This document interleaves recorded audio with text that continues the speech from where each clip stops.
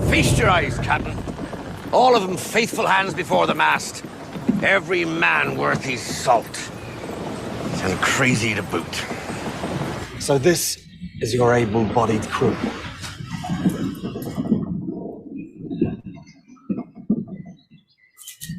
You, sailor.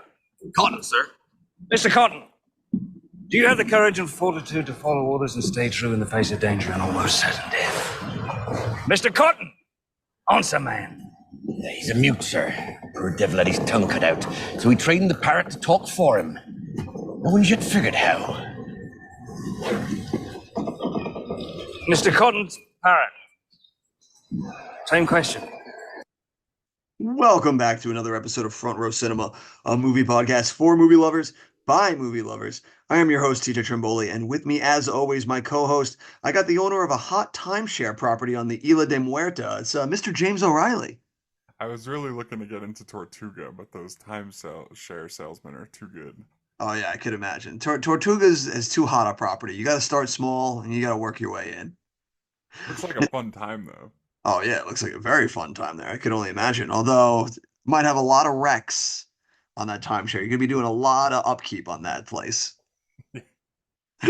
And each week we take a look at my 1,000 movies I've seen in theaters, and we see how well it's aged, along with the hype surrounding the film, its box office analysis, and legacy in the film industry. So if you enjoy this kind of content, hit that sub button on YouTube, leave that 5-star review on Spotify and Apple Podcasts. It's how you help the channel grow.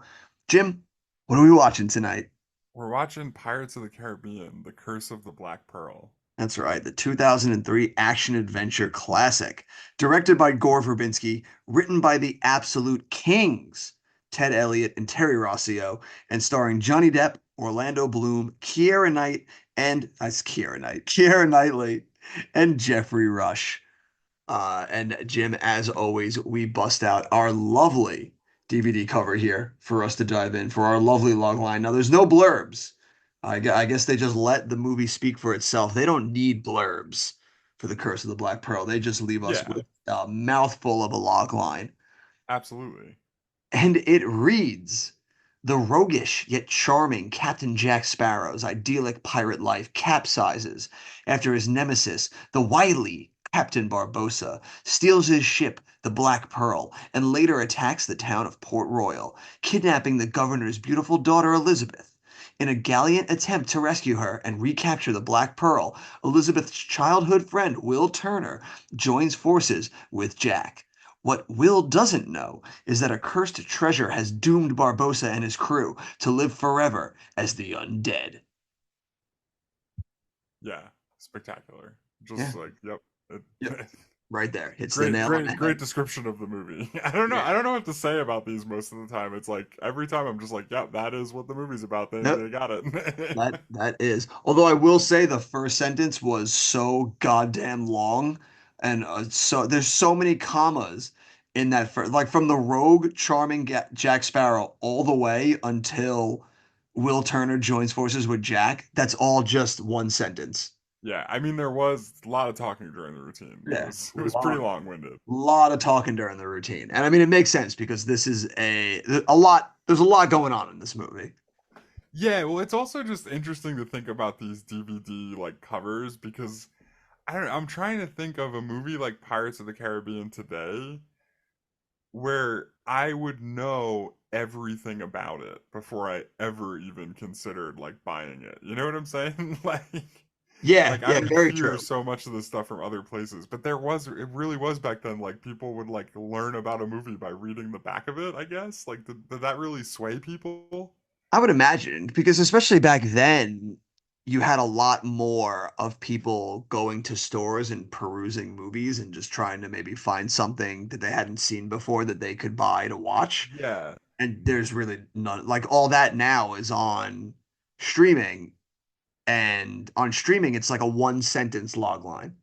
Yeah, well, it's kind of blowing my mind because I feel like what I would expect, like there's a lot of words on that for what really all they need to say is, yeah, you've heard of it. You know what I mean? Like, you know what I'm saying? Like, like I don't know what you need to describe the plot of Pirates of the Caribbean to me. I don't understand it as a concept. It would be interesting to see what the log line is on Disney Plus because it's got to be like one sentence, right? Yeah, I don't know. That would be interesting to check out. Yeah. I can't imagine, like, because again, I like everybody's heard of this movie, you know? Yeah. Like, I can't imagine who you're trying to sell. Even back then, it was like such a big deal. Yeah, like even somebody like coming out of under a rock right now would just be like, "Oh yeah, pirates? Yeah, yeah, of course. I know what's going on with that." Now did you see this movie in theaters? I definitely did, yeah, 100%. Yeah, I It's this another one I would was have went with my dad and my sister, and probably my younger brother by 2003. yeah, this was another movie that was very much a water cooler moment in that everybody was talking about this movie for as long as I can remember afterwards. Like this and Finding Nemo especially are the two like 2003 summer movies that really end up standing the test of time and would become just zeitgeist moments, especially when we would go back to school and it was all anybody would talk about. Yeah, I mean, this movie was like a big fucking deal. It was a big deal. Like I said before, everybody that I ever heard talk about it never had a bad word to say about it. Yeah. And I mean, how could you? It's an absolute classic. This was a movie I remember so distinctly going to see this movie with Zach. The two of us just walked up the road to the theater from our house, saw it, loved it, like just loved that movie. And on our walk home, we both found just sticks and just fake sword fought the entire way Yeah, home. totally. Like that's Because it just how brings hype. that energy, you know what I Yeah, mean? Like, you yeah, leave this movie wanting to get into a sword fight. yeah. Like I left this movie so amped and so on board with pirates. Like we couldn't not sword fight on the way home. Yeah, absolutely. Like that's how good that movie was. And I love that memory because it's just such a great snapshot of that movie and like being a kid when this movie came out that it was just like the movie it was just the enjoyment of that movie was just so infectious that you just had it's like yeah it's just two dudes just on the way home just sword fighting with sticks like yeah like that's so wholesome. Yeah, absolutely. And like, we've talked about this with a couple of movies, and this, I might be getting a little ahead of myself here, but it's like it's the kind of movie where when I put it on, I'm right back to when I was like 12 years old watching it. You know what I mean? Like it's like I like all my cares go away and I just have the dopiest smile on my face like the whole time, you know? Yep, it's absolutely that way and I feel like it's probably that way for so many people who grew up with this movie and then have seen this movie in later years because this movie was an absolutely resounding success when no one ever thought this movie would be a resounding success. So let's cue it up, Jim. Let's dive into some box office numbers. Numbers, dates, numbers, numbers, dates, array, dates, numbers. Show me the money.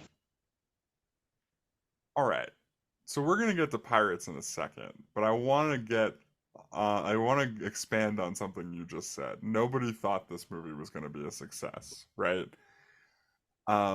And like before we dive into the Pirates box office, I just want to talk a little bit about the absolute like limb they are out on because at this point in the mid to late 90s and early 2000s, pirate movies are poison. You know what I mean? Like Yeah. there's this movie that is famously the movie that ended pirate movies. Cutthroat Cutthroat Island. Island with Yeah. Gina Davis. Have And you I watched? just wanted to I wanted to put the death of pirate movies into perspective for the movie that is inevitably going to put them back into the like world, right? So Do you have Cutthroat the? Island I was gonna say you got the against box a office for it. $98 million budget opens to 2.4 million and ends with a domestic total of $10 million and some Dude, change. that's a fucking sinking right. That's a sinking ship right there. Yeah, Did you ever see Cutthroat Island? I've never seen it. I can't even imagine how they spent $100 million to make a movie in 1995. Dude, Like I'm it not. has to be so over the top, right? Oh, it is. I'm not gonna. I watched it. It's honestly not bad. It's not terrible. I don't know how it got like destroyed like that. Like it's not great, but it's far from like the worst piece of shit ever. Yeah, interesting. And just another note here, that came out December 22nd of 1995. So that was supposed to be like a The big big holiday Christmas release. movie. that has legs, and it literally made $10 million total. That's great. I wonder if that like plays a factor because you know it being pirates are mostly in the Caribbean and hotter temperatures. It feels tailor made to be a summer movie. It's weird that you'd release it for the Christmas season. Yeah, I mean, you would think, yeah, but I don't know. It's like I don't know what they were thinking. I just know that it failed spectacularly. It And did. like Although this you was would like the it way I've heard tell of this is that after Cutthroat Island, like even the idea of like thinking about making a pirate movie was like career suicide. Like nobody would ever touch a pirate movie. You know what they're I like, mean? get your fucking ass out the store. You what do you want to make? Get out of here. And so with that in mind, It makes it even crazier with all that in the context because they threw $140 million at this movie. right. So with all that in mind, nobody's even thought about making a pirate movie in near a decade, right? We're all the way in 2003. And the movie was probably in development for like a few years before it came out. So like this is like you're really out on a limb here, spending $140 million to Yeah, make a that's insane. pirate movie. Yeah, like that's a bold gamble. Maybe the boldest. Like it's like potentially the boldest gamble you could make at this point in time, right? Yeah, absolutely. And it's gonna open. It's gonna come out on July 9th, which is a Wednesday. So I'm gonna talk about its Wednesday and Thursday before I get into the opening weekend totals. Okay. Wednesday, July 9th pulls in 13.5 million, already outgrossed Cutthroat Island. Yeah. It's already put Cutthroat Island in its rearview mirror in one Wednesday in July. Dude, that had to be such a relief to them too to see that. They were like, "All right, like we're gonna be okay here, I think." Yeah. Thursday pulls in 10.5 million. Okay. It's So pretty hot good. start going Yeah, it's a into hot start. its opening 3-day weekend, July 11th to July 13th. It pulls in 46.6 million, That's good. So yeah, so which 46.6, means good. Go on. just with through its first weekend, it's up to 70.6 million. I know it doesn't go into the weekend total, but it's off to a pretty hot start over Yeah, that no. 5 day. 70.6 over a 5 day, especially for like a genre that was DOA is phenomenal right there. And that 46.6 opening weekend is still solid. Like it puts us in the 20th spot, just behind the Fellowship of the Rings 47.2 and ahead of Terminator 3's 44. So like nothing to sneeze at. That's still Yeah. solid. Fellowship was, I think, another 5 day movie too, so it makes Yeah, sense that they're kind of in the same ballpark. like neck and neck right there. But let's look at this weekend of July 11th in a little more depth because I Just a gotta little tell more you, my depth. friend, I am gonna guess a movie, and if you haven't seen it, I am pretty confident one episode into this run that I have my pick. Oh my God. All right, So let's hear it. Pirates opens number one with the 46.6 million. Also opening that weekend from 20th Century Fox, coming in second place with $23.1 million, the Sean Connery vehicle, Oh, yeah. The League of Extraordinary Gentlemen. Should have realized that was where you were going. No, Jim, I did not see that in theaters. Oh boy, I'm telling you, man, I think we already found my pick. It's gonna be hard to beat because I know I saw that in Got a theaters, and lock. man, did I love that movie. Oh my God. He's got a That was lock. what my dad took us to for sure. I definitely remember that. All right, we'll see if over the course of the next 9 episodes if that holds true. Yeah, and then I mean, there's other movies in here. There's no other notable openings I can see. Seducing Dr. Lewis comes in Crazy. 15th. I don't know. Also, another, and then that's an addendum to your League of The funny thing is that everyone expected League of Extraordinary Gentlemen to be the box office hit from this weekend, and Yeah, Pirates to be the one to fall flat on its face. I mean, look, the League of Extraordinary Gentlemen was ahead of its time. Okay, that's Oh all I'm yeah, gonna all say. right. It was. I If mean, it you, technically was. It was the pre-Avengers, the team up. that's what I'm saying, dude. The League of Extraordinary Gentlemen was like, what if we just put all of this shit into one movie and put Sean Connery in it and see what happens? And the game is on. Yeah. But so yeah, there's no other real notable openings that week. We've already talked about this for a bunch of other movies, like Terminator 3's in here, Finding Nemo, right? So let's go on to week 2 of Pirates.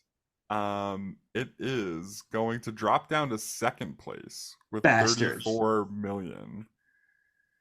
Man, oh man, 27% drop, by the way. That's a really good number. Filthy. That's a filthy drop right there.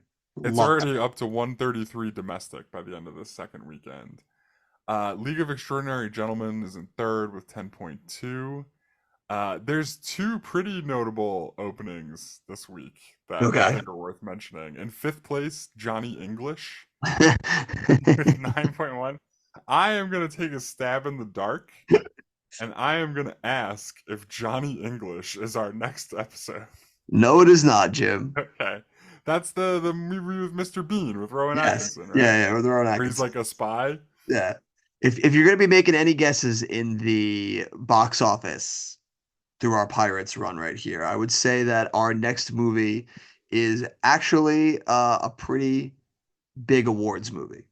Okay, interesting. So I missed the mark with Johnny English. Is what Definitely you're not saying. Johnny. It was a bit outside. Unless by big awards movie, I mean a big Razzie winner. Yeah. This is, I may eat my words pretty quickly here because based on what you just said, I don't think this other opening movie, which opens number 1, is going to be our next episode, and I may want to pick it more than League of Extraordinary Gentlemen. I'm already in a pickle. Man, already in a bind. Opening number 1 that week with 46.5 million, Bad Boys 2. Oh, Jim, I did not see Bad Boys 2. No, this might be the hardest one of these yet. It's the first episode, and we've already got so many heavy hitters. He's already got 2 contenders. And then not much. Like we've covered a lot of this other stuff. So let's move on to weekend 3 of Pirates. Dude, I don't know how this is my nightmare. I might need to get 3 episodes this time, dude. So in weekend 3, Pirates stays in second place. Bad Boys 2 falls below it down to third. Another solid drop, only 32%. It's down to 23.1 million. Dude, and that's big too. Like it holds firm at second over Bad Boys 2. Like that's a big win right there. I mean, after this weekend, it's grossed 176 million domestic so far. Yeah, so it's like these drops, like it's pulling in like tens of millions of dollars still every weekend. That's really good. And with those small drops, they know they're like, we've got legs on this bitch now too. Like this movie, we're gonna make some money. Okay, so here he goes. I agree with that. And then just to go over some openings this weekend, I think I found the movie. His pick. Let's hear it. Let's hear it. In 5th place, Seabiscuit. Jim, our next movie will in fact be Seabiscuit. Yeah, when you said Oscar bait and then I saw Seabiscuit, I was like, yep, that's it. That's definitely it. We're watching Seabiscuit with Tobey Maguire. But yeah, we'll talk more about that next week then. What I want to get into is the absolute contender that's just made this a triple threat match. Oh my god. Spy Kids 3 Game Over. Oh, dude. Don't make me do another Spy Kids movies, bro. I don't understand. What were you doing in 2003? Like, get your act together, bro. You saw Seabiscuit instead of Bad Boys 2 and Spy Kids 3? Dude, I was there for the awards contention. That's what I'm there for. Golly, you missed the League of Extraordinary Gentlemen and Johnny English, and you saw Seabiscuit? Yeah, dude. Tobey Maguire, I'm always a day one Toby guy. Brutal, man. Just brutal. Also opening that week in 4th place is Lara Croft Tomb Raider, The Cradle of Life. Dude, see, what were you thinking? There's you got a lot to pick from for 2000. Dude, this summer of 2003 is absolutely insane to me. Yeah, it's a wild time. That's all I'm gonna say. This is a pretty insane, like all of these movies were in theaters at the same time. Yeah. So all right, weekend 4 of Pirates. I'm gonna just read you the whole top 10. I'm gonna give you Pirates' total, but I'm not gonna read you what the other movie totals are because we might end up picking a lot of these, right? Oh my god, okay. So number 1, that weekend, maybe you saw this. Did you see American Wedding? I did see American Wedding. Okay, so we'll stop doing this because I'm gonna find like our next 5 episodes if we keep going this rate. But so no, American Wedding is in the top 10. Spy Kids 2 is in or Spy Kids 3 is in second. Pirates of the Caribbean's in third. It's got 18.8 million, another 18.6% drop. Just like solid, man. Yeah, it's gonna be hanging around the Uh, top 10 for a minute. Fourth place, Seabiscuit. Fifth place, Bad Boys 2. Sixth place, Lara Croft Tomb Raider, The Cradle of Life. Seventh place, Finding Nemo. Eighth place, and yeah, we're gonna do this again, Jiggly. Jim, I just want to make it we could finally put that to rest because Heather was actually listening to a podcast that Ben Affleck was on, Uh-huh. and it was pronounced Geely. Wow, so you're telling me Ben Affleck even says it wrong? What are you guys like, I can't believe it. Ninth place, The League of Extraordinary Gentlemen, and 10th place, Terminator 3, Rise of the Machines. Like, That what a time to be alive, man. You can go to the theater on this week and watch all of that. That I was would all literally, playing. if all 10 of those movies were in theaters like this week, I would see all 10 of them like, over anything that's out right now. Like, I would see, like, all of that's amazing. The fact that this is a time that happened. Yeah, I mean, dude. Bend It Like Beckham is out like 28 days later. 2003 is just a wild time, man. The Italian Job's still hanging around down here all the way at the bottom. It's just, yeah, it's a really cool time to go to the We movies. didn't know how good we were eating back then. Exactly. And then we're getting kind of far here. So let's ride Pirates out of the top 10. I have a feeling we're going to be here a while. Yeah, let's hear it. Week 5, 30.9% drop down to 13 million. It's in 4th place. Hell yeah, baby. 6, it's going to come in 6th with 9.2 million. Another sub 30 drop. Week 7, it holds 6th place, 7.3 million, 20.6% drop.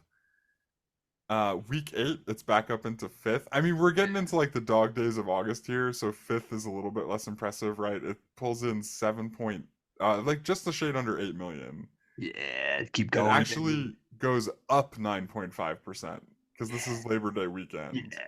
Dude, let's get to double digits. I want to hear 10 weeks. Week 9, it comes in 3rd place. Dude. Back up into 3rd.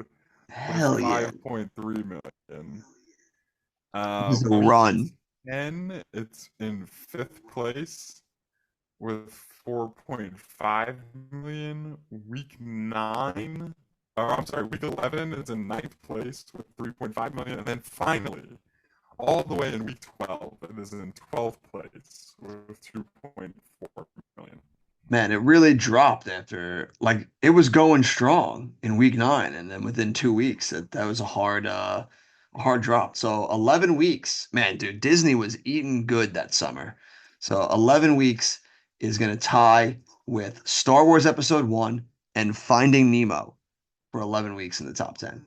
So 2003, the summer definitely belongs to Disney between Finding Wait, Nemo and was Pirates. Attack of the Clones a Disney movie at that point?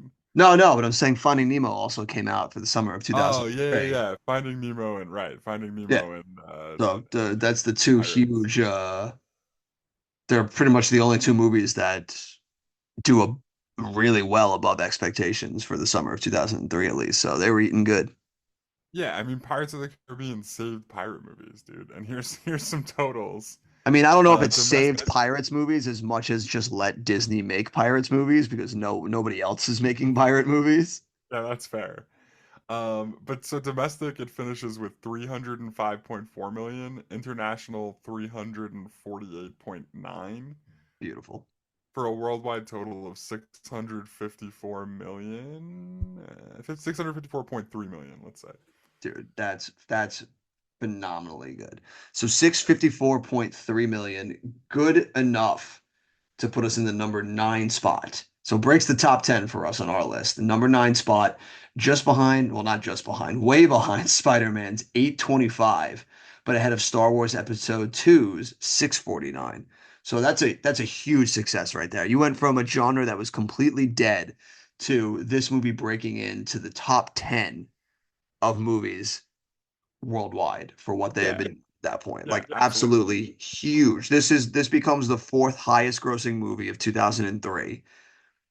So this movie is absolutely everywhere. And I got some numbers. I got some numbers for you, Jim, that you love. Within the DVD numbers. so within the first week of this movie being released on DVD, sells 11 million copies. By January of 2004, it made Disney another $235 million. Yeah, right. Yeah. So So again, just about $1 billion movie right there. right. Again, nothing like that exists today where you're making 235 million that quickly on a movie in like the post theater release.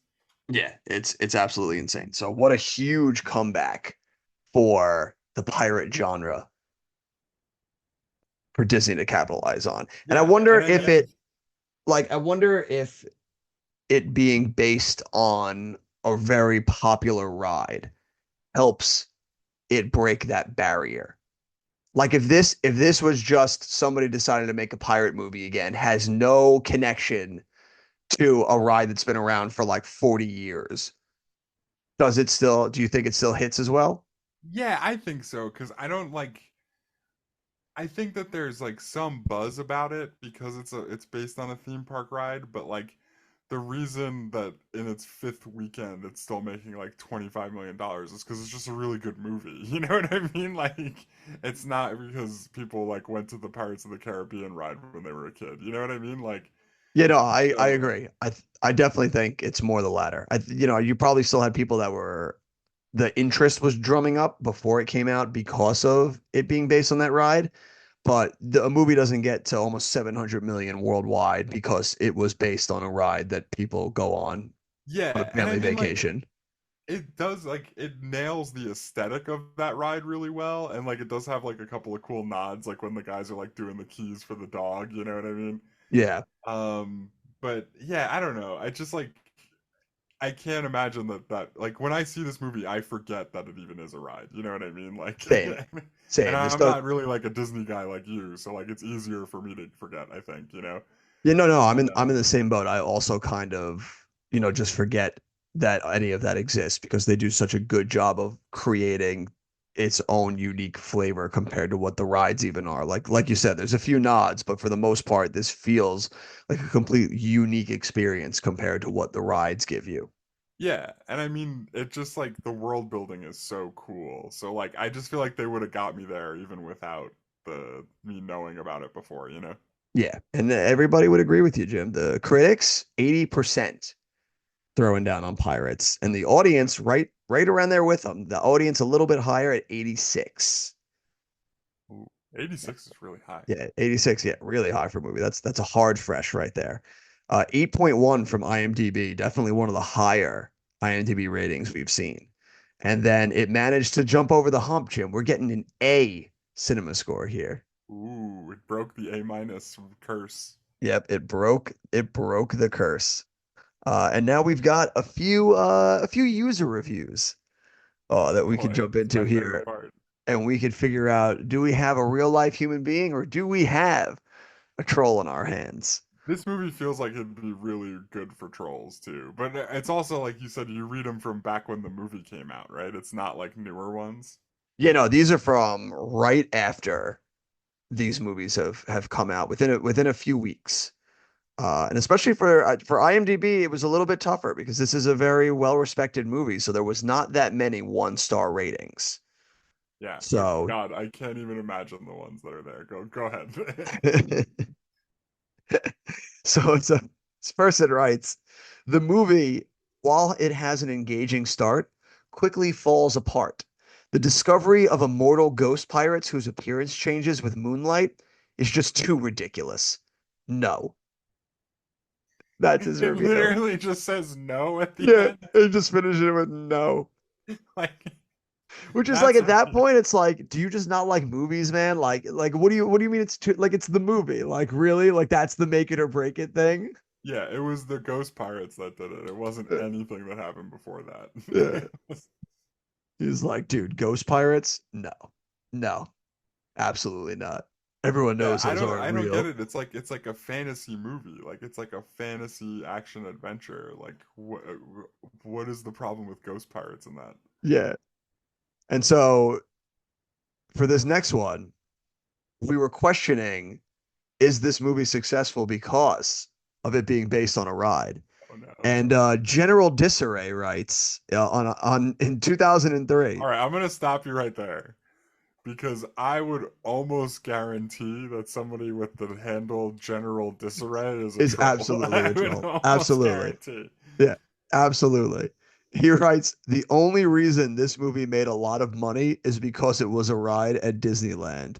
Me, all I have is 4 words. I hate this movie. It's absolute troll, dude. Absolute troll. Gotta be. Oh man, absolutely amazing. Um, Another great one right here of someone who hated it. He decided to go in on all the reasons. He bullet point lists all the reasons while this movie is terrible. Okay. Number Just one, skip. Okay, every, you're just skipping to the bullet points, right? yeah, skipping right to the bullet points Okay. because it's another one where the types of complaints these people are making, if they are real human beings, I just don't think movies are for you then. So his first bullet point, every cannonball in the movie exploded, yet they were all fired from long guns, and so would have just been lumps of metal hurtling through the air. That guy's real. Yeah, That it's guy's like, real. dude, you're missing like what? Really? That Really? That's what you're complaining about? there is a long-standing tradition of men on the internet being like, actually, guns are like Yeah, this. yeah. You know what I mean? Like, Bullet point number two. Norrington had a huge ceremonial promotion to Commodore. A Commodore was not a permanent rank. It was simply a way of distinguishing between a captain who had been given temporary command of a squadron. It's like, dude, oh no. movies Is this aren't for guy you. a troll? That one's like absolutely Like, absurd. dude, movies aren't for you, my friend. Like, That because like that screams troll to me because I don't even think that's true. I think they just made that up. I don't think that's real. bullet point number three. Yeah. There were never enough sailors on any of the ships. Most ships of that era had literally hundreds of men aboard. The Black Pearl would have had at least 100 as a skeleton crew, and they would not have been able to use the guns or mount any sort of assault. It's like, dude, Yeah, this guy, I don't know. This guy, I'm pretty sure this guy's real. movies are just not for you, man.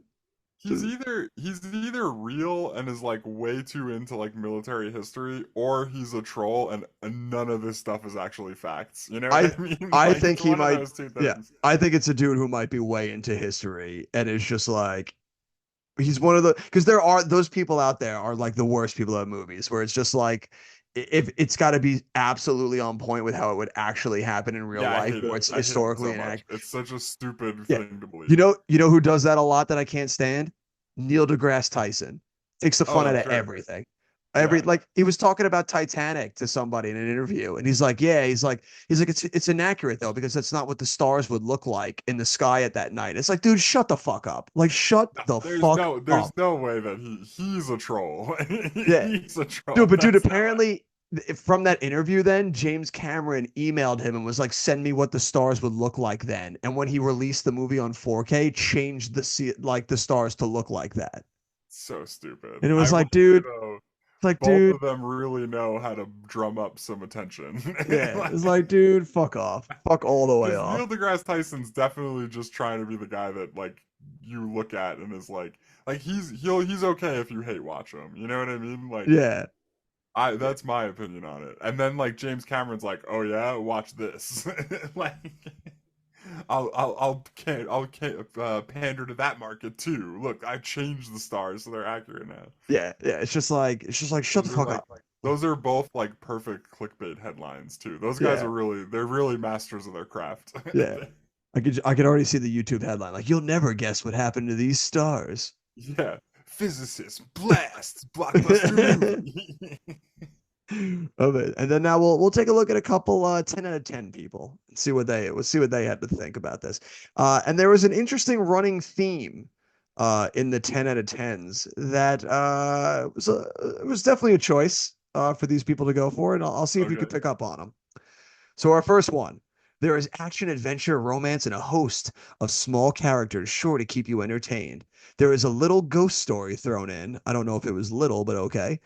Excellently executed by Gore Verbinski, which is sure to shiver your timbers. And if none of that interests you, Keira Knightley looks hot. Oh All boy. hot, Okay. all capital letters too. I HOT exclamation point. for about 1 second, I thought maybe the thread was gonna be that people were making like silly pirate jokes, and then you said Keira Knightley's hot, and it's like that's 100% what it's gonna be. Yep, absolutely. Our next one. First time commenter. Wow, Right. Keira Knightley's so hot that this guy had to comment on Had it. had to comment. Also makes another wild claim that I'm like, all right. So he writes, greatest plot and storyline for a pirate movie ever. I'm proud to have pirate blood in me. Oh, Okay. what? All right. He goes on. I also thought the action and computer graphics were perfect. The only way the movie could have been any better is by a few scenes of Elizabeth Swann nude because she is freaking gorgeous. Jesus Christ, Like, man. dude, dial it back. Yeah, you got it. That was your first comment. Yeah.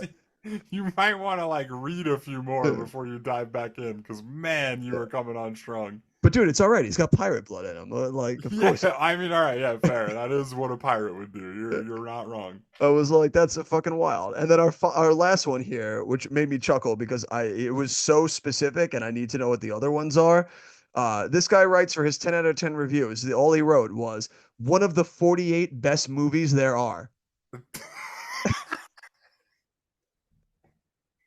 And I need to know what the other 47 are. That's so amazing, dude. Like, what a thing to write. Like, how do you land on 48? Right? It's so specific. So tremendous.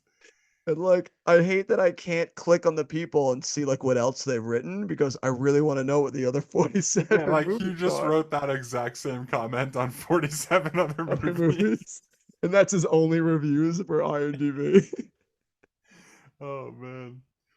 Absolutely. I need to know what that guy's doing. But yeah, so you know, the highs were high and the lows were low. People really digging on Keira Knightley, man. Oh man. Yeah, geez, yeah, that was a wild thread, and a lot of the 10 out of the 10s was really going in on Keira Knightley's body, and I'm pretty sure she's like 17 when this movie came out. I mean 2003. She must have been pretty young, right? Yeah, she was very young when this movie came out. So some very questionable moments by some chuds on the 10 out of 10 scales. Yeah. There's yeah, absolutely.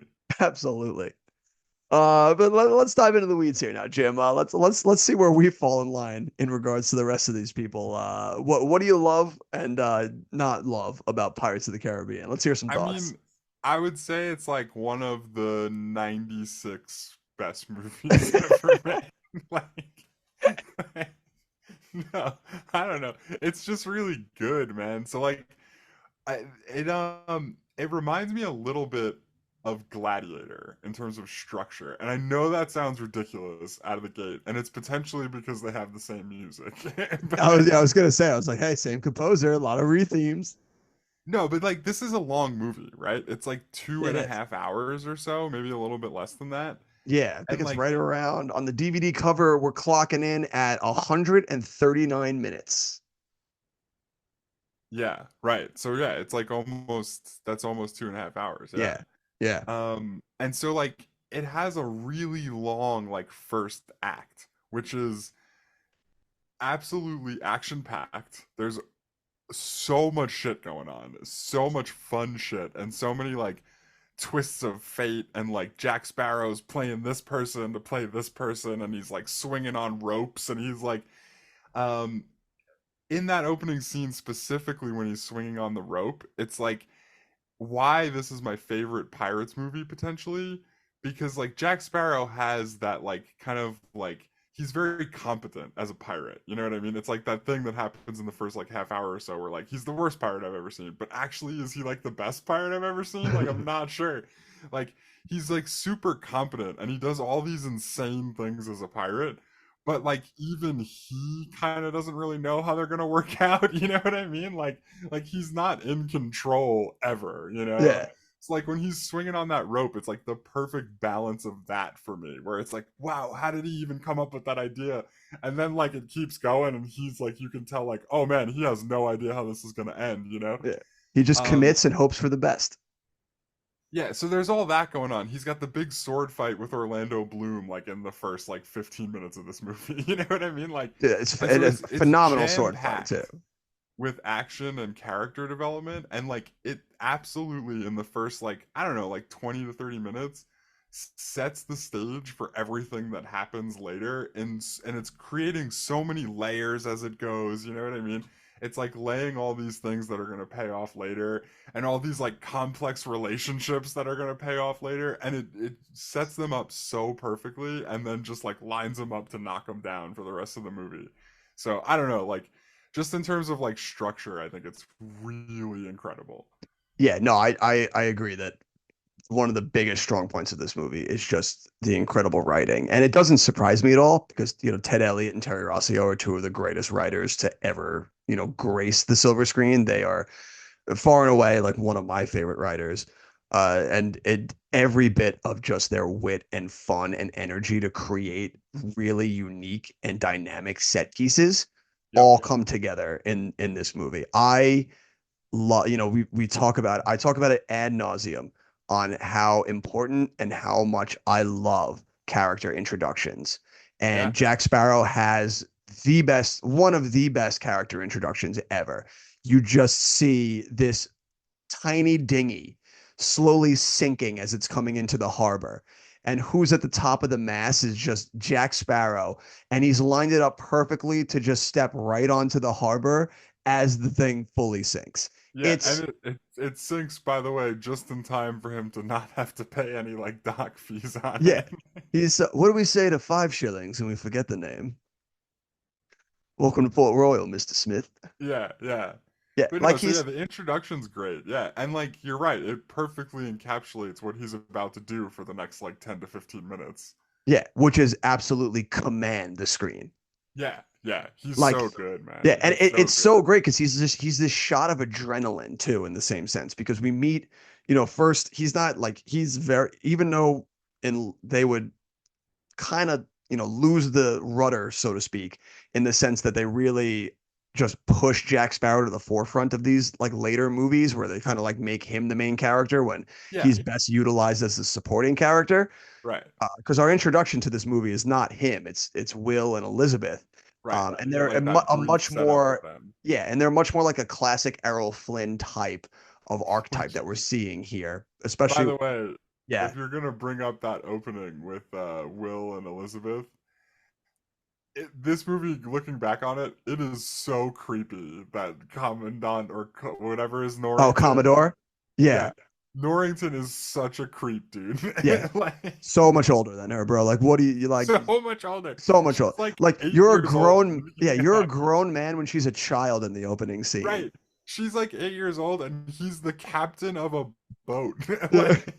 Like at least like high up, like he's like an officer. It's like, dude, I don't know if she's for you, man. Like, Yeah, dude, different times back then. That was the play back then. You just set up grown ass men with young fertile women, yeah. So and I don't want to get you too far off track, but that just like you brought up that scene, I had to say it. no, You know? and it is, and it's fun watching that dilemma, especially for Elizabeth Swann in this movie, because she.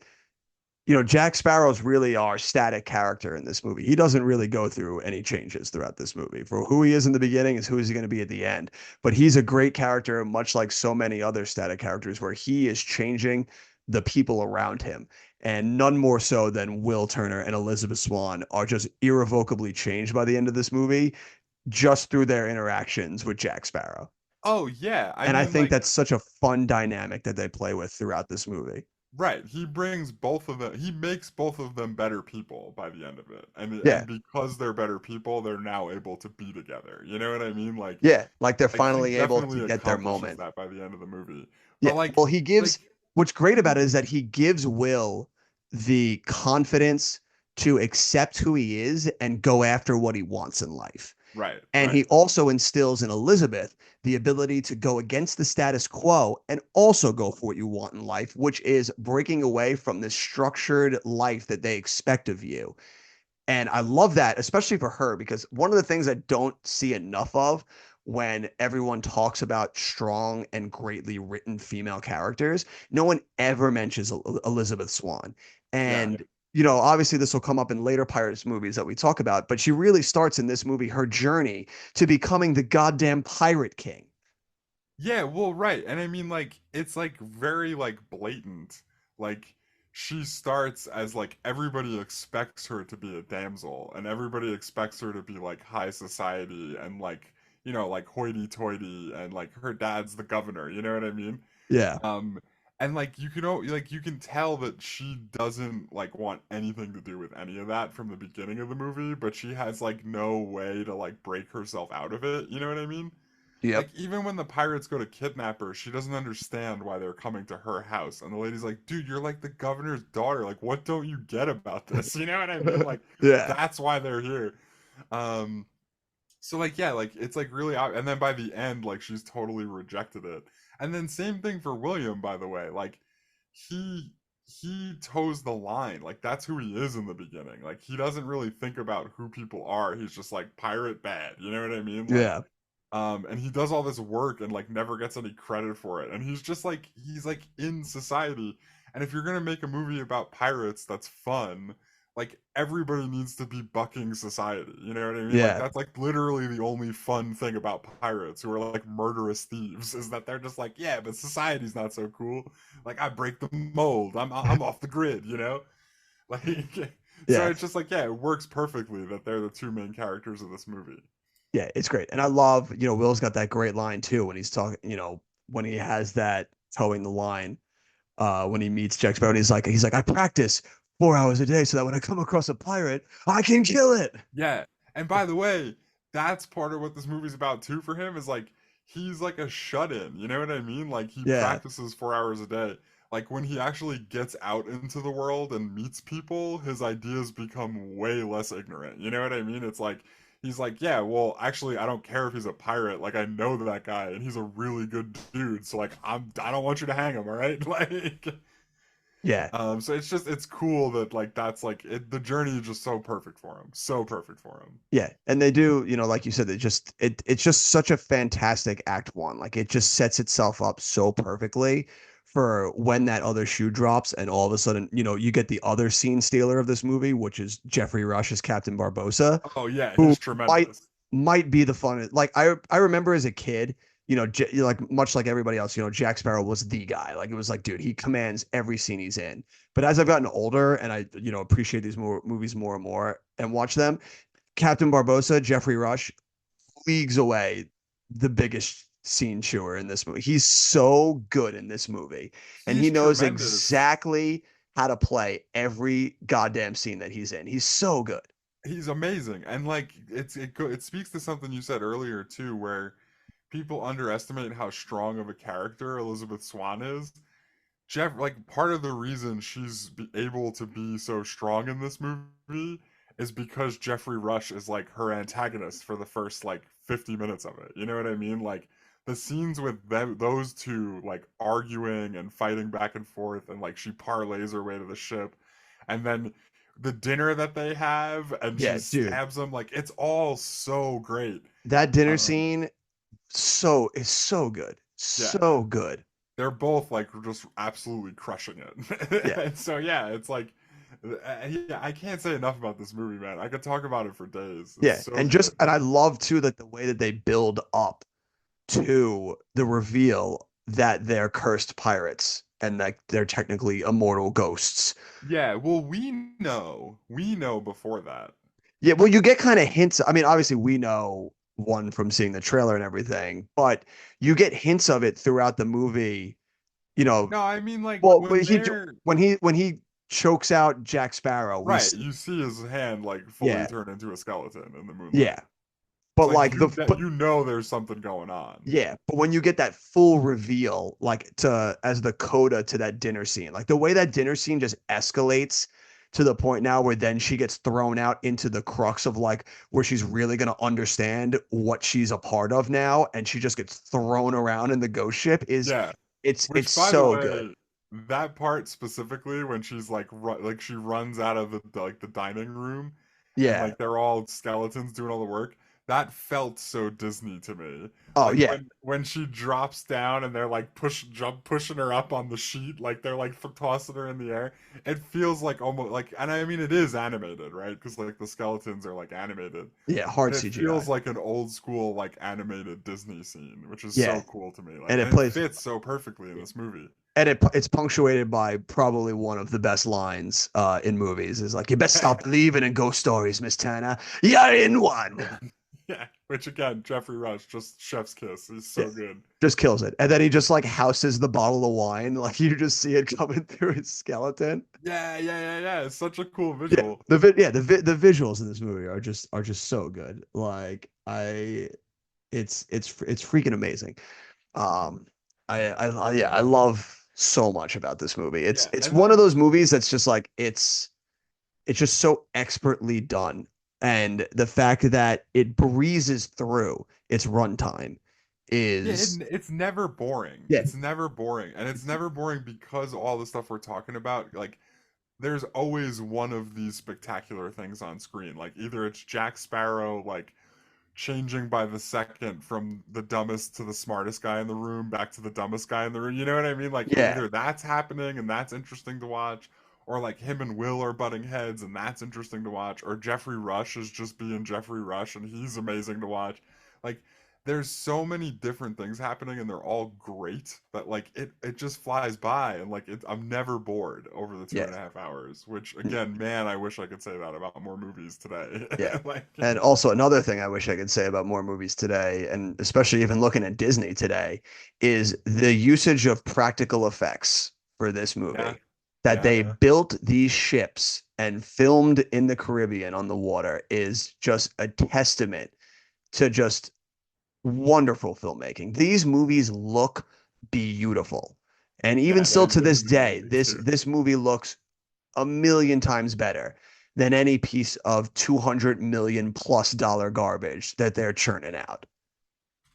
Yeah, I mean, I would agree with you for the most part. Like it's definitely like stunning at a lot of parts. And Yeah, just the expansiveness of the Caribbean in some scenes with like like the big blue tranquil yeah, ocean, like right, the oceans and like the cliff faces and stuff, like I feel like there's no way they would shoot that stuff on location these days for a lot of big budget movies. oh yeah, no, absolutely. I Like don't they even would just think animate all that stuff, I feel like. yeah, At least I feel like it's common that that happens. yeah. I mean, but I think by the time they even started filming the fifth Pirates movie, they stopped doing that. Oh yeah, and you can tell like there's at some point like in the 2010s where everything just starts to have this real lifeless digital look to it. Yep. And it's such a shame because these old gems look so much better. Like Objectively. it's unbelievable. But yeah, like I don't. Is there anything that you don't like about this movie? Not really. I mean, like I said, like it just like it always keeps me entertained and like the story is so on point and the dialogue is spectacular like throughout the Yeah, movie. You know what I mean? There's so many absolutely like that's the quotable. other thing. It's so funny. There's like all these like one-off jokes that happen throughout it, like where people are kind of like very quippy back and forth that are like really land. Yeah, no, I the quotable dialogue in this movie is through the roof. Like honestly, absolutely. everything that comes out of Like like Jeffrey Rush's mouth, like even when it's not supposed to be like funny, like he just the way he delivers everything is so good. yeah, I mean, Yeah, yeah, I can't get over Jack Sparrow though, like a lot of his lines. Like the when he takes Elizabeth Swann hostage and like the dad's like, "Don't shoot," and he's like, "I knew you'd warm up to me." You know what I mean? yeah, It's like that line has so much potential to be corny, but just the way Johnny Depp delivers it, like it's totally good. Yeah. Even And then later when on when when they're he's doing the sword fight with Will, and he's like, "You threatened Miss Swan," and then Jack Sparrow goes, "Only a little." You know yeah, what I mean? It's like so great. or even just like when he's just like in that fight too, and he's like, let's see how your footwork is, and he's just Yeah, like right. And he playing, like he's just tricks him playing and just around so he with him. gets closer to the door. Yeah, Yeah, amazing. yeah. One of my favorite ones is towards the end when he's convinced Commodore to, stage the assault. Right. And Elizabeth's talking to him and he's like, one good deed does not outshine a lifetime of bad. And you just hear Johnny Depp go, but it's enough to condemn him. Yeah, yeah, right. It's so good. Yeah, I think that's earlier on though. That's when he saves Yeah. Elizabeth Swann. Yeah, when he's like trying to convince her. Because I think that's right after she burns all the rum on the island. And he has that other great line where he's like walking off and then he sees that the ship actually showed up and he's like, well, there'll be no living with her after this. Yeah, yeah. Which again though, that's another great take charge moment for Keira Knightley's character too. You know what I mean? Yeah, like he's Like she resigned like to just sit there and get hammered. yeah, And just God, I love that movie. she's taken agency. I love all the side characters too, like the rest of the pirates that are part of Jeffrey Rush's team. Like they have such liveliness to them.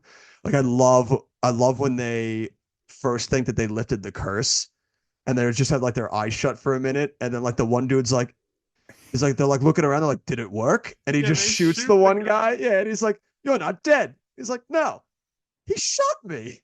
Yeah, like yeah, but those guys, how did those guys end up on that crew? They're such dweebs compared to everybody else. Yeah, I don't know. I guess they too needed a some comedic relief on the pirate ship. Like even Jeffrey Rush needs somebody to make him laugh.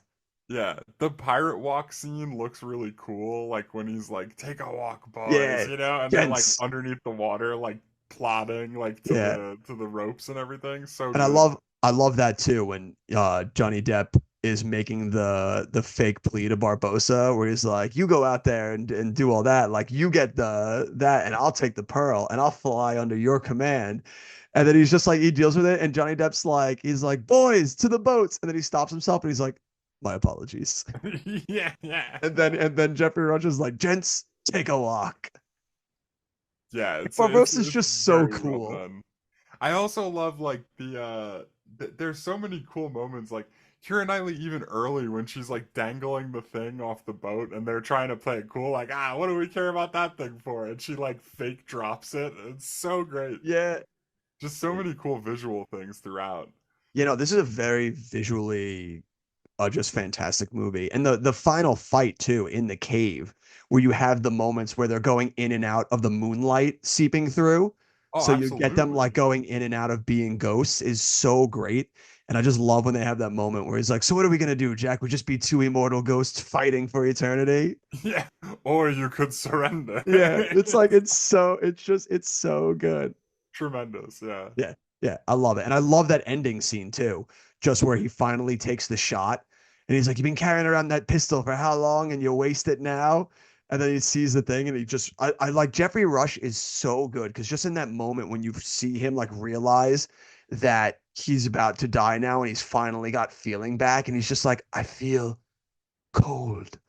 And Yeah. there's like the tiniest hint of like a smile on him for it because Yeah, he's well, just right, like finally he happy to did it. feel again. Yeah. Right, Like, and then like he just he's been dies is longing for that forever. yeah, it's so good. And then they just have him like you see the hand drop and the apple falls and it's like, Oh dude, yeah, he never got to eat his apple, yeah, dude. It's it's so like, sad. dude, yeah, it's like, dude, this movie is so goddamn good. Like, it's so goddamn good.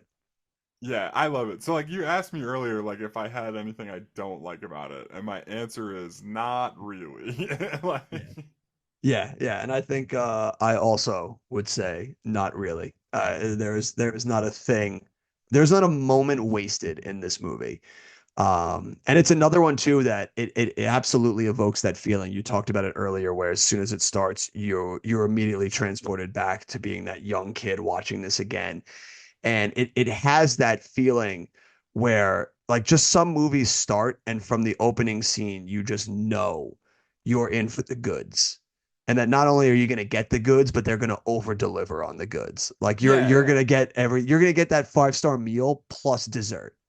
Yeah, I would say like if I could think of anything negative, it's that like looking back on this movie is that it feels like a very early 2000s blockbuster, right? Like we've talked about this a couple times where like late 90s, early 2000s, like just the blockbusters from that time all have like a very like similar like flavor. Like the Hmm. comedic relief, like the rhythm of it is kind of similar, you know what I mean? Yeah, yeah. And like, so it's definitely one of those movies, but it might be like the best one of those movies. The, Like, it's the like the reason why they made movies like that back then is because yeah, they're like, look, it's if you do it right, like this is what happens. You yeah, know? like Like, it's the pure example for where you show people like, hey, this is how you could make this. Like this is how good this can be if we do this right. correct, yeah. Yeah. Yeah. It's So just yeah. Yeah, no, it's absolutely phenomenal, and there's not a moment in this movie that I'm not a giddy little schoolgirl on the edge of my seat enjoying. absolutely right. Yeah, So yeah, do we want to start talking some awards? yeah, and absolutely, I'm ready to turn over. Unless you have anything else in the movie that you don't think that we've touched on yet that you wanted to bring up.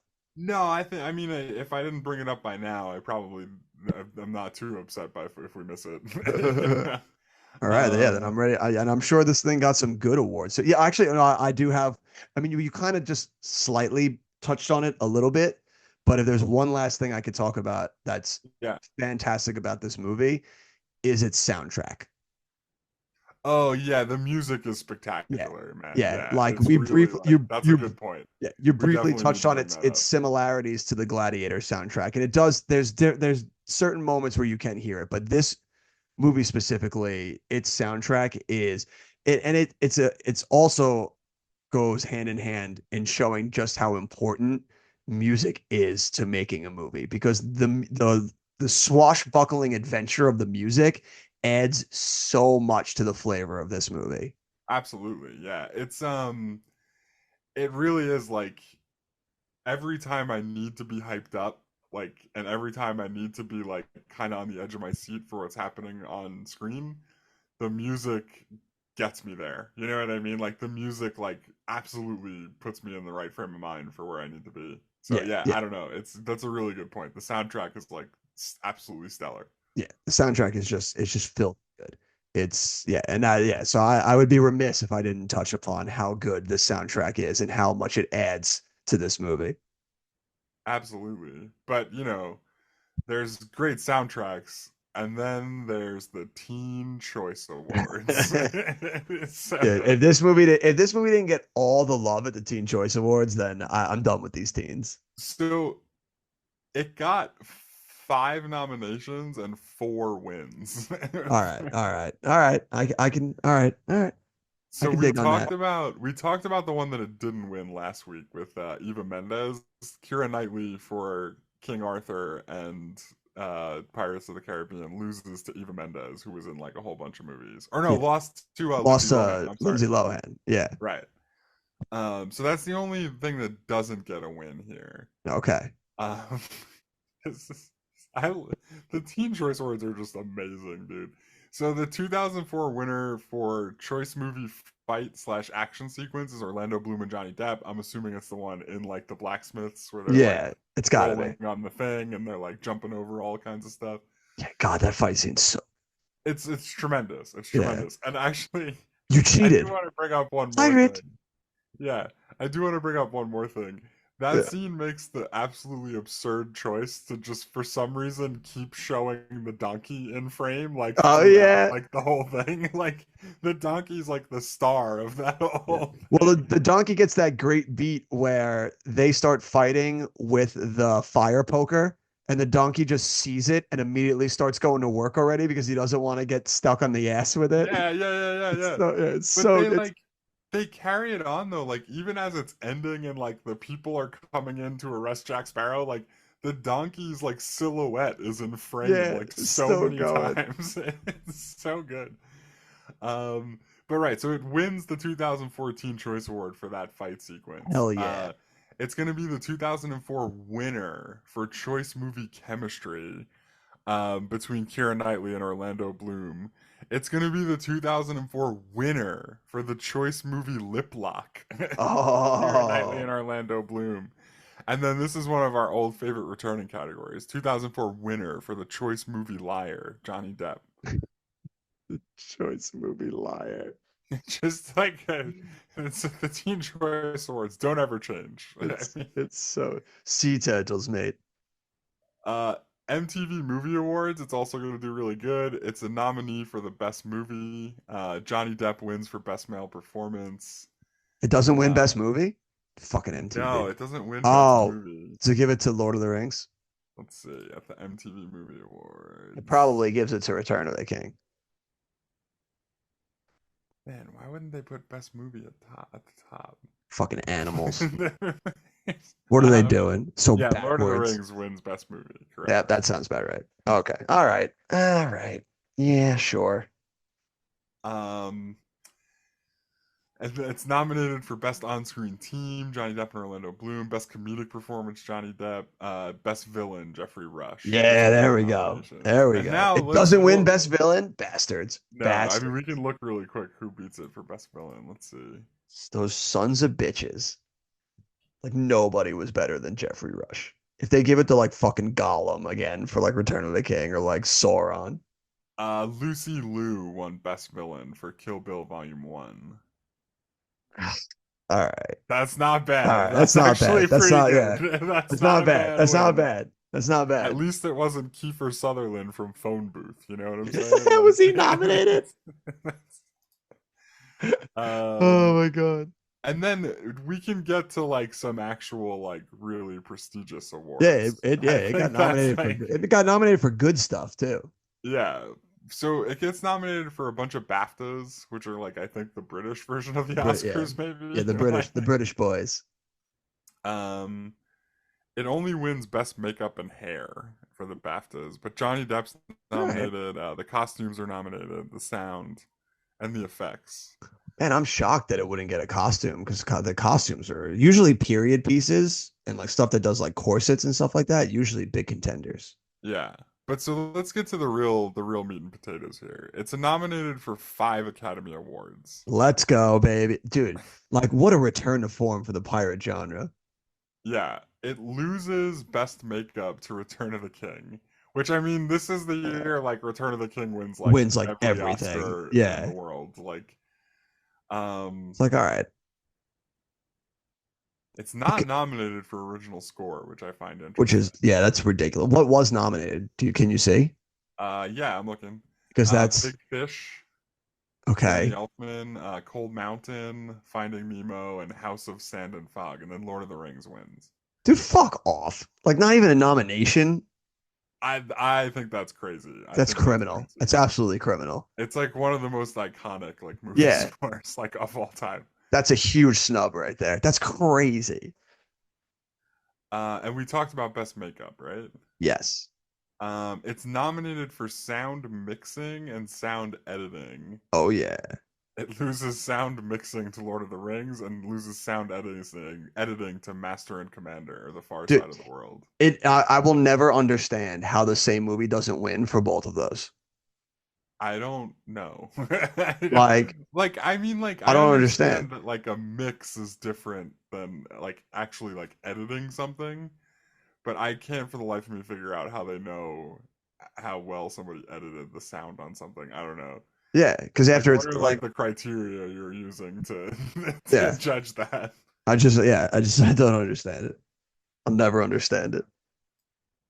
We did the sounds. It's nominated the Oscar for visual effects. Hell yeah. I'm sure that loses that to Lord of the Rings also. Probably. I mean, like, I'd imagine it loses, most people lose most things to Lord of the Rings. Yeah, Lord of the Rings especially for Return of the King. And then I think it got one big acting one. And then this is the only one that I think I have a serious gripe with. Okay. Johnny Depp is nominated for Best Actor in a Leading Role. I want to read you the other names that are up for this. Wait, he's nominated in leading? Yeah. It's crazy. Yeah. He's very much a supporting guy in this movie. Kind of. There's an argument to be made. Like Will Turner is the main character of this movie. He's not the protagonist, but I'd say Johnny Depp is the main character. I would say that's fair. He's on screen first. Like, well, I guess their kid versions He's are on not. screen first, but No, you still meet. I You would say still Johnny meet Depp's Will the and lead in this movie. yeah. He's not the protagonist. He's not the one like He's not. learning lessons by the end. But I would He's say not the he's main the character. lead actor.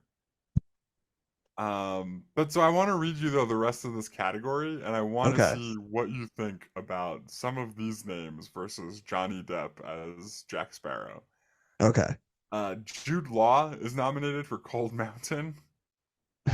Okay. Bill Murray is nominated for Lost in Translation. Oh God. Ben Kingsley for House of Sand and Fog, and then the ultimate winner, Sean Penn for Mystic River. Oh boy, that's I think this is an easy Johnny Depp win. I think this is like an easy win. I don't know, man. Mystic River is really good. I might have to watch it again. But Yeah, I dude. can't imagine that Sean Penn does a better job in any movie than Johnny Depp did Dude, as I don't know, dude. Jack Sparrow. The scene where like Sean Penn reacts to finding out that his daughter has been murdered is definitely sealed him that Oscar. I you know what? I'm gonna have to go watch it. I haven't seen it in a while. Yeah, I only know this because I just like within the last like 3 years showed that movie to Heather, and I was like, damn, that's a real good movie. Yeah, I mean, yeah, I get maybe I just am not giving Sean Penn enough credit because Yeah. I have the benefit of time. maybe that's the problem. Yeah.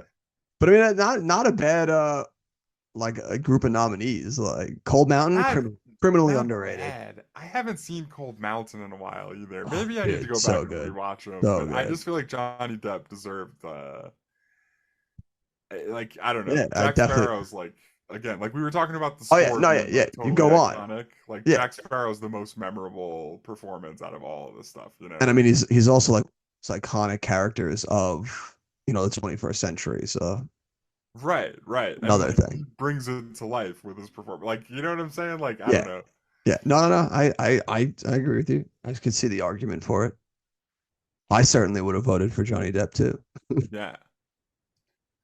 But and then all right, so that's really the awards. I don't know. We've done the writers before, right? Yeah, my kings. We did them on Shrek Right. And I mean, because they've written everything. You could maybe the director Gore, my man Gore. Oh yeah. That's not He bad. doesn't have that big of a filmography. You could go through that pretty quickly. Save the actors for because we'll see all these people plenty of times. Yeah, We let's grew go up with check them these out. three. Oh my god, there's already so many. Actually, movies we on did here. Orlando Bloom already. Also, Yeah, we did. we did. So all right. So 1997 is his first feature-length movie. Yeah, I already know what you're gonna say a classic. It really is a classic. Like, this is a movie I forgot existed until I just read this name here, and now I want to go watch it immediately. 1997. I believe Nathan Lane's in this. Does that Oh sound yeah. right? Yep. Mouse Hunt. Yeah, dude. Mouse Hunt. What What a an night. all-time Yeah. classic. What a '90s movie right there. Talk about movies based on random or I Random guess board that game games. was Mouse Trap, right? That wasn't Mouse Yes. Hunt. Yeah, definitely. Yeah, but I'm sure very loosely based on because it's pretty much the same. The whole movie is pretty much what the board game is. Yeah, dude, I really miss movies like this. Like Baby's Day Out, you know what I mean? Like just movies that the premises are so silly. Yeah. Yeah, Mouse Hunt, gotta go watch it. Like that's such a hot start to this guy's filmography. He doesn't make another movie again until 2001. I'm not gonna say Pirates or for a lot of these because they're not, but like this is a movie that must be watched. 2001's The Mexican. Oh With yeah. Brad Pitt, Julia Pitt, Roberts, Julia and Roberts. James Gandolfini. Yep. There's a movie. Yeah. See, dude, this guy 2 for 2 right now. Really great. 2002, this might be one of my favorite runs of 3 movies we've talked about, right? Mouse Hunt, The Mexican, 2002, The Ring. Yeah. Gee, dude. And he's just dipping into different genres every time too. Like just great. Yeah, like Great. just a pillar in the psychological horror genre, like The Ring. 2003, then he does Pirates, the movie we're doing.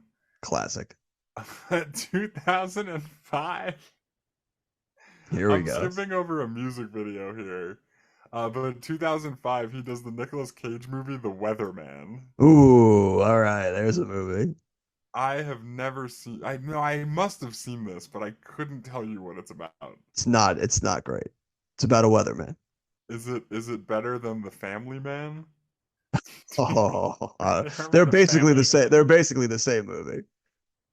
That's what I was thinking while I was reading this. Yeah, but so anyway, The Weatherman. Golly. What a movie to Uh, drop in between two pirate movies. Yeah, 2006. Pirates of the Caribbean, Dead Man's Chest. We'll talk about it. It'll come up. We'll get there. 2007, At World's Ends. We'll also talk about that for sure. Oh yeah. Then 2011, he makes another movie that I really like. Johnny Depp vehicle Rango. Oh, dude, I love that movie. Rango's great. Yeah. Yeah, Rango, fantastic. 2013, he directs The Lone Ranger. Yeah, there's a movie, baby. Starring suspected alleged person Cannibal? with serial killer leanings, Armie Hammer. Just want to drink your blood. Get with the blood. And also starring Johnny Depp. Also starring Johnny Depp. Not I will say too that movie appropriate. got lambasted upon release. I've never seen it. It's not terrible. I never seen it. And I probably never will. But maybe Yeah. I'll give it a shot. And Yeah, well, I mean, if you I don't want- like it, I'll turn it off in like 10 minutes or something. Yeah, you won't have to watch it for the pod because I didn't see it in theaters. And then last movie here that's actually out, which I think this is another like horror movie if I remember correctly. 2016's A Cure for Wellness. Yeah, I think it's like another like psychological thriller. Yeah. Yeah. No, I know- that's, thrillers are just what they call horror movies when they're like good and like heady. That's Yeah, I never actually watched that movie. yeah, I've never seen it either. Yeah. But It's a shame though that, one bomb from the Lone Ranger pretty much put him in director's jail. yeah, I mean he does have a movie here in post-production. Does he? Oh, is he coming back? Good Luck, Have Fun, Don't Die. I don't like that title at all. A man from the future arrives at a diner in Los Angeles where he must recruit the precise combination of disgruntled patrons to join him on a one-night quest to save the world from the terminal threat of a rogue artificial intelligence. Yep, computer wrote that movie. Nope. That sounds bad. Yeah. Sounds Nope. Like he started the way it first started off. It's like, all right, so that's Looper. Like, what else? What other movie are you gonna be aping from on this plot? Yeah, it's where it loses me is the rogue artificial intelligence. Yeah, Like if that's what your movie's about, I think I don't care about it. yeah, I'm out. I'm so done with like catastrophically world-ending movies. I want to go back to like the But- 90s when it was just like, hey, here's a story about something happening in like anywhere USA. Right. What if I told you Sam Rockwell was in it? Oh, you fucker! Now, all right, I'm in. Yeah, I knew you I'm would in. be. I'm in. I'm in. God, is he's the main guy? The guy going back? I'm assuming. I would think so. Yeah. He better It be. doesn't If say. he's anything other than the lead, I'm out. And then Juno Temple and Zazie Beetz are in it. I don't know who Juno Temple is. I don't know who Juno Temple is either. I know Zazie Beetz, but I have no Yeah. idea who Juno Temple is. But all yeah, right. Sam. I For- should have stopped at Sam. Yeah, Rockwell. for Sam- And for Sam- I also should have left out this next person, Michael Yeah. Pena, because I feel like I don't know if that I feel like that hurts a movie's credibility in a big way for me. Like, Yeah, he's Ant-Man- just played that doofy guy from the Marvel movies. Yeah. for like too many times. Ant-Man did him no favors. Right.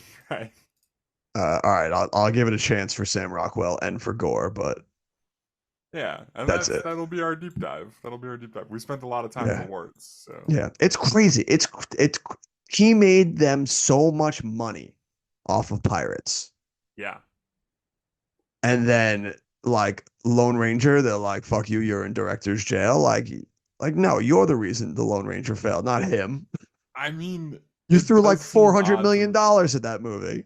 But then, like, who knows? Like, maybe after, because he does make another movie. He makes A Cure for Wellness, and then I mean, he's making the Sam Rockwell movie. I mean, I know it's like a long gap. A lot of that's what I'm saying is that there's long gaps in between from like that bomb to then his next movie and then now even to this Sam Rockwell movie. So Yeah, I mean, I don't know, but I wonder if like how much of it is like the movies that people would want him to make. He's like, I don't know if I want to make another movie like Lone Ranger. You know what I mean? Like, yeah, like he might be like done. I want to with, make like it's interesting to me that he pivots to like A Cure for Wellness not too long after the Lone Ranger. You know what I mean? Very yeah, well, I different guess vibe. because he probably maybe he wanted to go back to like his The Ring vibes. Like he wanted to do something more like low scale again Yeah, after doing right. all this like yeah.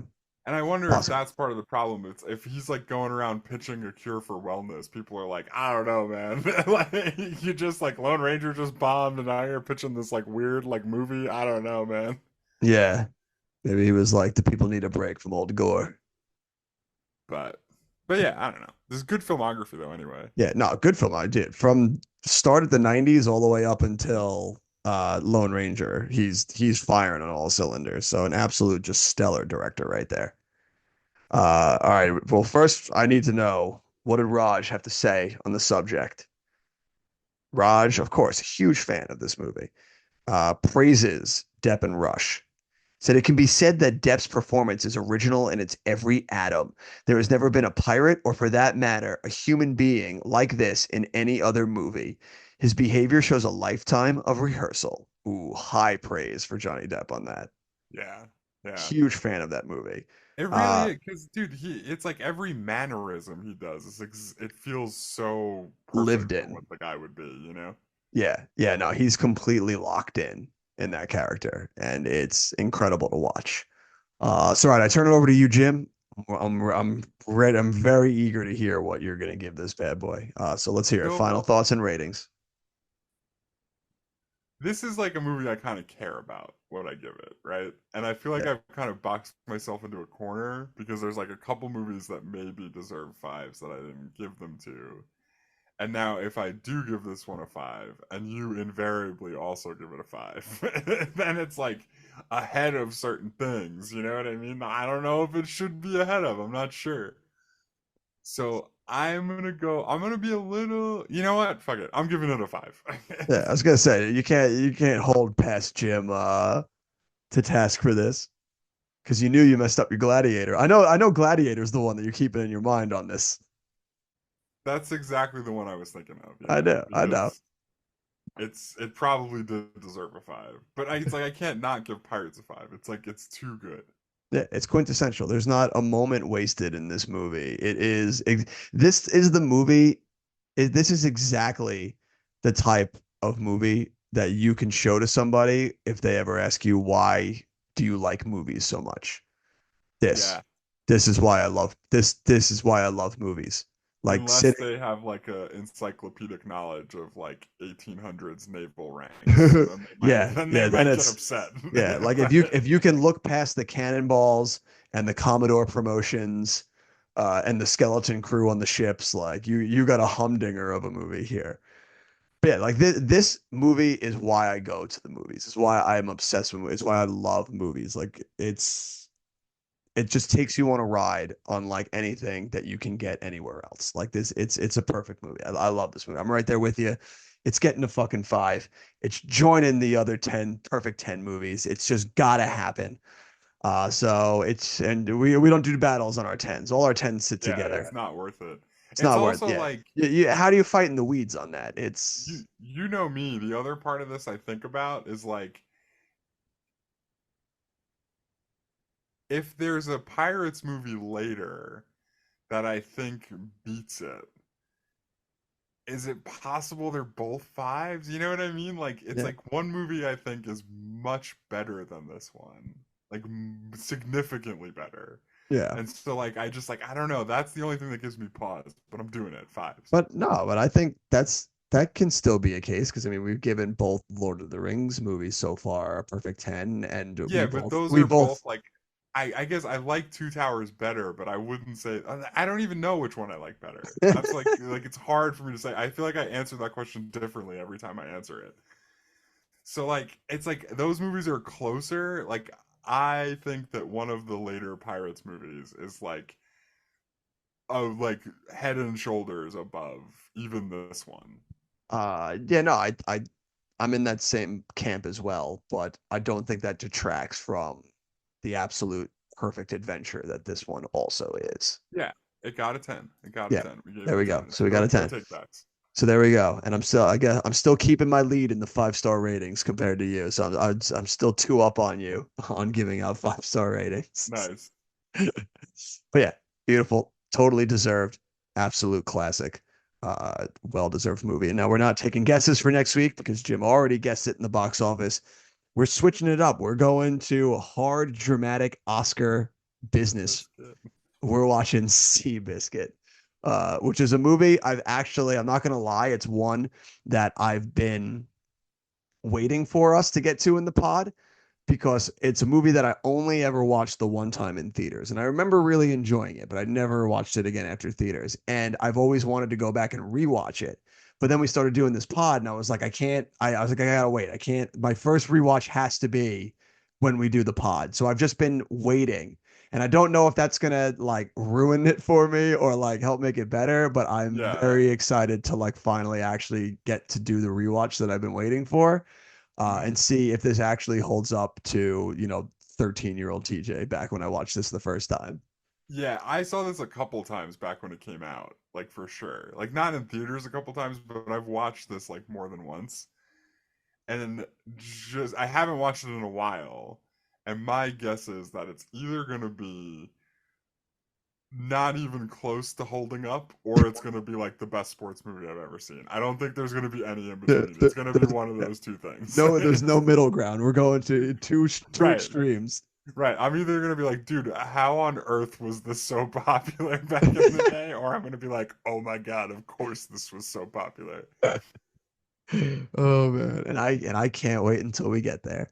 So make sure people you come back next week when we dive into that renewed classic known as Seabiscuit. Do you have anything to leave the people with this week? What are you jamming on? Have you been watching The Penguin at all? No, I wanted to, but I haven't started it at all. I feel like I'm gonna wait until all the episodes have dropped. That's fair. I would recommend The Penguin. I've seen the first 5 episodes so far, and they are pretty legit as Really? like a crime show. Yeah, I would imagine it has to be. I mean, the Batman was phenomenal. Colin Farrell, it was really good as the Penguin. Like, how can it not hit? Yeah, Colin Farrell, tremendous in this show. He's so great. Doesn't shock me. So he's having a revitalization right now that is much overdue. Yeah, I mean, I think he's my gut reaction from just having watched the first 5 episodes. I think he's going to be up for an Emmy. Like that's my prediction. Oh, well, here's hoping because this man deserves all the accolades because he is a phenomenal actor. But I'll put it on the list. What about you? I'll get to it. I'll get to it at some point. I am still watching ER, but no, I actually watched. So I'm watching, taking breaks to watch movies in between my ERs. And one of my due diligence, the whole journey of ER started because I wanted to catch up on the George Clooney that I've missed. And so I watched a George Clooney movie that I have yet to see. I watched Michael Clayton. Oh, you never saw Michael Clayton? No, it was one of the few movies of his that slipped through the cracks for me. So I watched I saw Michael Clayton with you. Nope, you didn't. But I remember you going with some of the guys, and I missed that one. And you guys were like talking about it, and I was like, dude, fuck, man. I know Blank was there. Yeah, I missed that one, and I was like, dude, damn it. Tony Gilroy. So good. Yeah, it was a really good movie. I really, dude. When he's pit with a really good like director or writer director, like George Clooney just doesn't miss, dude. He's so good. That whole ending scene when he's wearing the wire and he's like, I was like, you got this whole thing. I'm the easiest guy to buy off, and you try to kill me.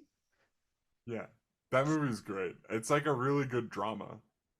Yeah, Tilda Swinton's in that too, right? Yeah, Tilda Swinton, Tom Wilkinson. Yeah, good cast. Really good. Yeah, I might really watch good. That again soon. Yeah, really good cast. Top notch movie. So I really enjoy that. And it was another George Clooney movie to check off the list. So I was very happy about that. loved it. And so we turn it over to you people now. Watch your Michael Clayton. Watch The Penguin if you haven't yet, although I'm sure you have. I'm the only one who's usually late to those parties. We'll see you back next week when we dive into the bad boy that is Seabiscuit. And as always, we'll see you at the movies.